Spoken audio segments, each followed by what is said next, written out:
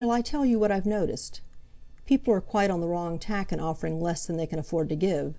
They ought to offer more and work backward." Soames raised his eyebrows. "Suppose the more is accepted?" "That doesn't matter a little bit," said Mont. "It's much more paying to abate a price than to increase it. For instance, say we offer an author good terms. He naturally takes them. Then we go into it, find we can't publish at a decent profit, and tell him so. He's got confidence in us because we've been generous to him, and he comes down like a lamb, and bears us no malice. But if we offer him poor terms at the start, he doesn't take them, so we have to advance them to get him, and he thinks us damned screws into the bargain." "Try buying pictures on that system," said Soames. "An offer accepted is a contract. Haven't you learned that?" Young Mont turned his head to where Fleur was standing in the window. "No," he said, "I wish I had. Then there's another thing. Always let a man off a bargain if he wants to be let off." "As advertisement?" said Soames dryly. "Of course it is, but I meant on principle." "Does your firm work on those lines?" "Not yet," said Mont, "but it'll come." "And they will go." "No, really, sir. I'm making any number of observations, and they all confirm my theory. Human nature is consistently underrated in business. People do themselves out of an awful lot of pleasure and profit by that. Of course, you must be perfectly genuine and open, but that's easy if you feel it. The more human and generous you are, the better chance you've got in business." Soames rose. "Are you a partner?" "Not for 6 months yet." "The rest of the firm had better make haste and retire." Mont laughed.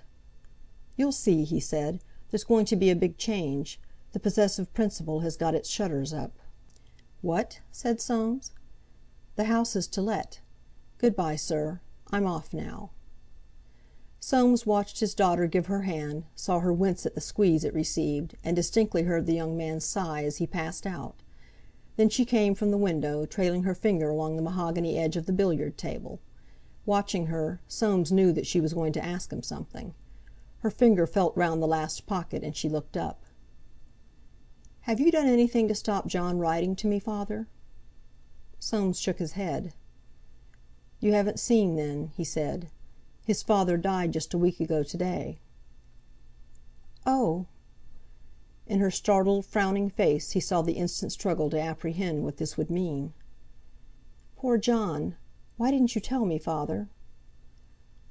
"I never know," said Soames slowly. "You don't confide in me." "I would if you'd help me, dear."